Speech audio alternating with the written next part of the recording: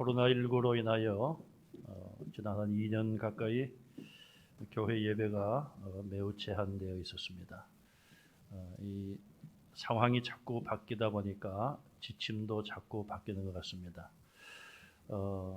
접종을 100% 완료한 성도들이 모이면은 저는 50%로 알고 있었는데 어제 뉴스에 보니까 70%, 정원의 70%가 가능하다고 합니다.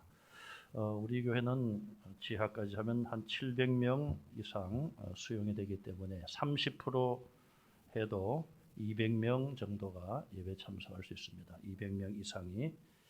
그래서 여러분 가운데 혹시 아직 접종을 개인적인 형편으로 받지 못한 분들도 부담을 가지시지 말고 예배에 나오시기 바랍니다. 오늘은 예수님이 이 땅에 오신 날을 기념하는 날입니다. 물론 성탄절을 정한 것에 대하여 여러 가지 주장들이 있습니다. 사람들이 마음대로 정했다. 정말 예수님이 12월 25일 날 태어나셨을까? 또 사람들의 어떤 상술적인 것으로 만들어진 것 아닌가? 또 심지어 심하게 말하는 사람들은 이러한 일들도 신앙적으로 볼 때 잘못되었다. 사탄의 어떤 그런 작용이다. 심지어 그렇게까지 비판을 합니다마는 우리는 그런 다 이유를 젖혀두고 우리가 매일마다 예수님의 십자가의 대속으로 인하여 구원받은 것에 우리가 감사해야 되고 또 1년 중에 하루라도 날짜를 정하여 예수님이 오신 날을 우리가 집중적으로 생각하고 또 그 하나님의 은혜, 예수님의 사랑에 대하여 우리가 마음을 모아 힘을 모아 감사하는 절기, 그것은 분명히 있어야 할 것입니다.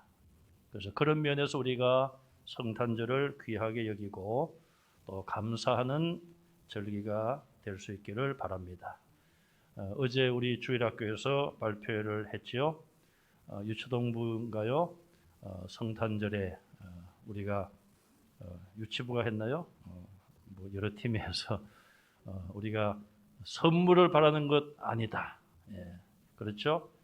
성탄절이 되면은 옛날에 사람들이 만들었겠죠. 양말을 걸어놓고 산타크로스 할아버지가 밤사이에 착한 어린이들에게 선물을 두고 가신다.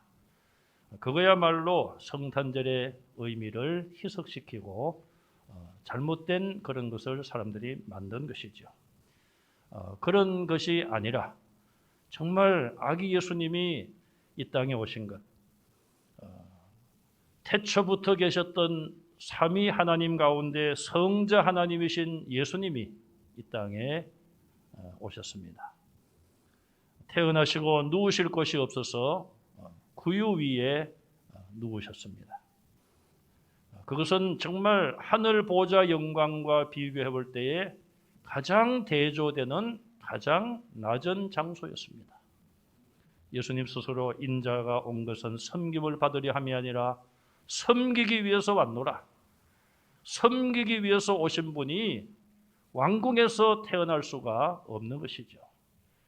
가장 가난한 가정 가운데 오셨고 다윗의 후손의 가정을 통하여서 오셨습니다. 물론 성령으로 잉태되셨지만 요셉이 호적을 하여 요셉의 아들로 이 땅에서 성장을 하셨습니다. 그리고 때가 되어 주님의 말씀대로 섬김의 길, 가장 큰 섬김의 길인 십자가의 길을 가셨습니다. 예수님이 메시아로 구약에 예언된 메시아, 수백 년 동안 이스라엘 백성들이 기다려온 메시아로 이 땅에 태어나셨지만 유대 땅에서 그 사실을 아는 자들은 없었습니다. 마리아와 요셉 수개월 전에 혹은 예수님을 잉태하기 전에 가브리엘 천사를 통하여 결혼 전에 성령으로 잉태될 것을 말씀을 들었고 바로 그분이 예수님이시며 자기 백성을 죄에서 구원할 자라는 사실을 듣게 되었지요. 이스라엘은 얼마나 구약의 율법과 선지자들의 예언에 대하여 능통한 사람들이 많이 있었습니까? 본문 4절에 보시면은 서기관들과 대제사장들, 그 외에도 많은 바리새인들, 구약에 능통한 사람들이었습니다. 그러나 그 누구도 구약의 예언이 성취되어 메시아가 이 땅에, 자기들이 사는 땅에 태어난 사실을 모르고 있었습니다. 예수님의 탄생을 가장 먼저 알고 예수님께 갔던 사람들은 누구입니까? 성경에 보면 대표적으로 두 부류의 사람들이 등장을 합니다. 첫째는 누가복음 2장 8절 이하에 보면 천사가 들판에서 자기 양떼를 지키고 있던 목자들에게 나타나서 그리스도께서 태어나심을 전하고 있습니다. 그리고 그때에 하늘의 천군 천사들이 하나님께 큰 찬송을 올렸습니다. 지극히 높은 곳에서는 하나님께 영광이요, 땅에서는 하나님이 기뻐하신 사람들 중에 평화로다. 그렇게 외쳤죠. 이런 놀라운 일들이 벌어지고 있었는데 성경 박사들, 성경 선생들은 밤중에 자기들 집에서 잠만 자고 있었을 것입니다. 천사들의 말을 듣고 천군 천사들의 큰 찬송을 목격하고 들은 이 목자들은 우리가 빨리 다윗의 동네, 다윗의 고향 베들레헴으로 가자. 그리고 그들은 달려갔고 구유에 누워 계시는 아기 예수님을 보게 됩니다. 그들은 천사들에게 들은 말을 그대로 전하지요. 내가 온 백성에게 미칠 큰 기쁨의 좋은 소식을 전하노라. 천사로부터 받은 큰 기쁨의 좋은 소식을 그대로 전했습니다. 천사들의 말을 듣고 순종한 목자들은 이스라엘 백성들 가운데 가장 먼저 인간의 몸으로 오신 예수님을 메시아, 그리스도로 믿은 사람들입니다. 성경 박사도 아니요, 유대교의 지도자들도 아니었습니다. 자기 일에 성실했던 착하고 의로운 목자들이었습니다.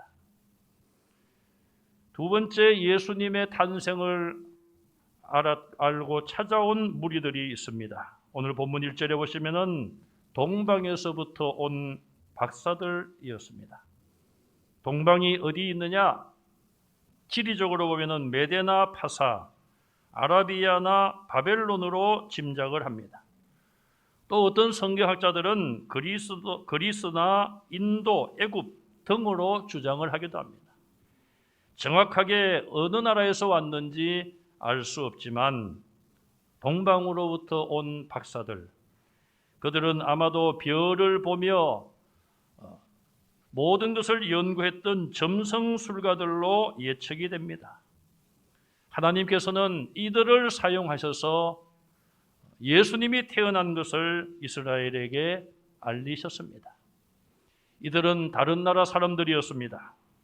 그런데 어느 날 하나님께서 그들에게 하늘의 어떤 큰 별을 보여주시고 큰 별이 나타나자 그들 생각에 이것은 분명히 이 땅에 왕으로 누가 태어났구나. 그래서 그들은 별을 따라 먼 길을 왔습니다. 그 별이 인도한 곳은 바로 유대 땅, 이스라엘 나라였습니다. 그래서 그들은 아마도 유대인의 왕이 태어났구나, 그런 생각을 가지게 되었을 것입니다. 하나님께서는 그들의 마음에 감동을 주셔서 황금과 유향과 몰약을 준비하여 아기 예수께 인도하게 하셨고, 그들은 아기 예수께 그 예물을 드리며 경배했습니다. 사람들이 모르고 있자 하나님께서 이방 나라 사람들을 동원하여 메시아가 오신 것을 역으로 이스라엘에 알리게 하신 것이죠. 예수님은 자기 땅에 오셨지만 사람들이 그를 알아보지를 못했습니다. 이스라엘 나라만의 왕이 아니라 만왕의 왕으로 오셨기 때문에 하나님께서는 이방의 박사들까지 동원하여 만왕의 왕으로 오신 예수님을 환영하게 하신 것입니다. 동방의 박사들은 이스라엘에 도착하여 아마도 왕궁에 와서 물었겠지요. 유대인의 왕으로 나신 이가 여기 있습니까? 그들의 생각에는 이스라엘의 왕이라면 왕의 후손으로 태어났을 것이다. 그래서 아마 왕궁에 가서 물었을 것입니다. 우리가 유대인으로 왕으로 태어나신 이를 경배하러 왔노라. 이 말을 듣고 헤롯 왕을 비롯하여 온 이스라엘이 소동했습니다. 그리고 헤롯 왕은 박사들을 가만히 불러서 베들레헴에서 메시아가 태어날 것이라는 이야기를 하며 그 아기를 찾거든 나에게도 알려주시오. 그러면 나도 가서 그를 경배하리라. 이렇게 이야기를 했습니다. 과연 그가 좋은 마음으로 정말 기다려왔던 메시아가 태어남으로 자기도 가서 경배하려고 했을까? 그렇지 않음을 우리는 이미 알고 있습니다. 그 당시에 이 헤롯 왕의 상황을 보면 어떤 바리새인이 헤롯 왕이 곧 왕위를 잃게 될 것이라는 예언을 했다고 합니다. 그래서 이 헤롯 왕은 나이도 70 가까운 고령에다가 자기가 언제 죽을지, 자기 왕위가 언제 사라질지 모르는 그런 어려움 속에 두려움으로 시간을 보내다가 이스라엘의 왕이 태어났다는 이 동방의 박사들의 말을 듣고 깜짝 놀랐을 것입니다. 그리고 인간적인 생각으로 자기 지위를 지키기 위하여서 그 아기를 찾아내어 죽이려는 생각을 처음부터 한 것입니다. 헤롯 왕은 대제사장들과 서기관들을 불러 모아놓고 그리스도가 어디서 나겠느냐? 그러자 그들은 성경에 능통했기 때문에 미가서 5장 2절 미가 선지자의 예언을 인용하면서 베들레헴에서 태어납니다. 이미 태어났지만은 그들은 아직 그걸 모르고 베들레헴에서 태어날 것입니다. 그렇게 대답을 할 수밖에 없었습니다. 그 사실을 박사들이 알게 되었고 박사들은 이제 베들레헴으로 가게 됩니다. 그러자 동방에서 그들을 인도했던 그 크고 빛나는 별이 다시 그들의 갈 길을 인도했습니다. 별이 멈춘 곳에 그들이 들어가서 아기 예수를 보고 기뻐하며 경배하고 보배합을 열어 황금과 유향과 몰약을 예물로 드렸습니다. 황금은 옛날이나 지금이나 가장 가치 있는 것을 의미하고 그것은 예수님은 왕이심을 상징하고 있습니다. 예수님은 이스라엘의 왕이 아니라 만국의 왕으로 만왕의 왕으로 오셨고 천국에서 영원히 왕노릇 하시는 그런 예수님을 우리에게 보여주고 있는 것이죠. 유향은 아라비아 지방의 보스웨리족의 관목에서 나온 송진으로서 향료나 분향할 때 쓰였고 색깔이 희다고 하여 유향으로 불렸습니다. 이것은 예수님의 제사장직을 상징하고 있습니다. 구약의 제사장들은 짐승을 잡아서 소나 양이나 염소, 비둘기 이런 짐승을 제물로 잡아 피를 가지고 하나님 앞에 나아가서 제사를 드렸습니다. 그런데 예수님은 대제사장으로 오셨습니다. 짐승의 피와 짐승을 제물로 하나님 앞에 바치는 것은 우리의 죄를, 예배드리고 제사드리는 사람의 죄를 근본적으로 없앨 수는 없습니다. 잠시 그들의 죄를 가리고 하나님 앞에 나오는 것을 허용했을 뿐이죠. 그러기에 그들은 매번마다 하나님 앞에 나갈 때에 양과 소나 염소, 그런 제물을 하나님 앞에 가지고 나가야만 했습니다. 그리고 제사장들은 그들이 가지고 온 제물을 의지하여, 그 피를 의지하여 하나님 앞에 나가서 제사를 드렸습니다. 그러나 예수님은 자신이 죄가 없으시기 때문에, 아버지와 어머니의 혈통 사이에서 태어난 것이 아니라 성령으로 잉태되었기 때문에 원죄가 없으시고, 33년을 이 땅에 사셨지만 죄를 짓지 않았기 때문에 예수님은 원죄와 자범죄가 없으신 깨끗하고 거룩한 분이십니다. 그러기에 하나님의 공의를 만족시켜 드릴 수 있기 때문에 예수님만이 우리를 위하여 대신 십자가의 제물로 하나님께 자신을 드릴 수가 있었고, 그 보배로운 피를 저와 여러분들이 의지하여 이제는 소와 양과 염소의 피가 아니라 하나님의 아들이시고 하나님이신 예수님의 깨끗하고 거룩한 피, 어떤 죄도 씻을 수 있는 그 보혈을 우리가 믿고 의지함으로 언제든지 하나님 앞에 나가 예배드릴 수 있고 기도하게 된 것입니다. 하나님과 우리 사이에는 예수 그리스도만이 참된 중보자이시고, 내가 곧 길이요 진리요 생명이라고 말씀하신 것처럼 예수님 외에는 하나님께 나갈 수 있는 길이 없습니다.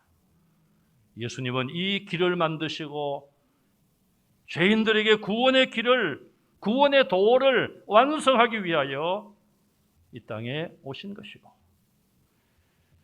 대제사장이 되신 것입니다.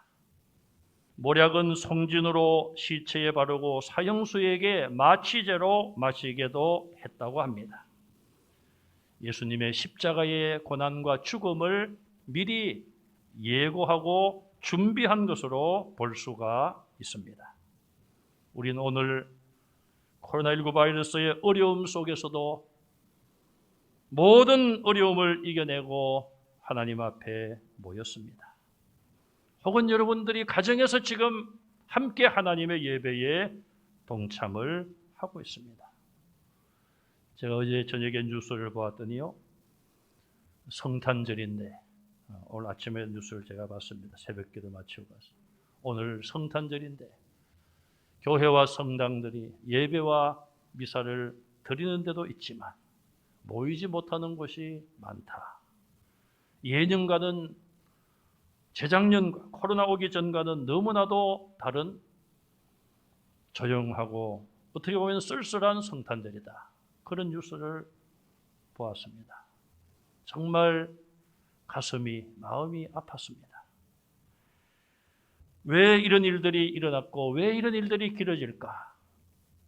하나님만이 알고 계시므로 우리는 우리가 해야 될 일을 열심히 하고 지킬 것은 지켜야 되지만, 우리가 좀 더 하나님 앞에 기도하고 우리의 죄의 문제까지 해결해 주신 하나님, 우리가 잘못하여 코로나19 바이러스라고 하는 이것 때문에 우리의 자유가 제한되고 예배가 제한을 받는 이런 일들이 장기간 진행되고 있습니다. 하나님, 우리의 잘못을 용서하시고 우리를 긍휼히 여겨주시고 우리를 회복시켜 주십시오. 더 많이 기도하는 저와 여러분들이 될 수 있기를 바랍니다. 그래서 1년 후에는 정말 온 세계 교회들이, 우리 한국 교회들이, 또 우리 문산교회가 예수님의 탄생을 더 크게 하나님 앞에 영광을 올려드리고 또 많은 이웃들에게 주님 앞으로 그들을 초청하고 함께 기뻐할 수 있는 그런 성탄절이 될 수 있기를 소망합니다. 동방의 박사들이 먼 길을 와서 아기 예수께 경배했습니다. 밤에 들판에 양을 치던 목자들이 천사의 말을 듣고 달려가서 아기 예수께 경배했을 것입니다. 우리는 왜 예수님께 경배해야 되겠습니까? 예수님은 하나님이십니다. 태초부터 계셨던 하나님이시고 영원 전부터 영원까지 계시는 삼위일체 하나님이십니다. 창조주이시요 전능하신 분이시요 거룩하신 분이 예수님이시기 때문에 그분께 경배해야 합니다. 또 예수님은 이 땅에 인간의 몸으로 오셔서 가장 고통스러운 십자가의 죽음을 통하여 우리를 대신하여 죽어주셨습니다. 하나님 아버지께 갈 수 있는 길을 자기 육체를 쪼개서 그 새로운 길, 생명의 길을 만들어 주셨습니다. 나를 대신하여 죽으신 죄 없는 예수님, 나에게 구원의 은혜를 베풀어 주신 그 예수님께 우리는 경배할 수밖에 없습니다.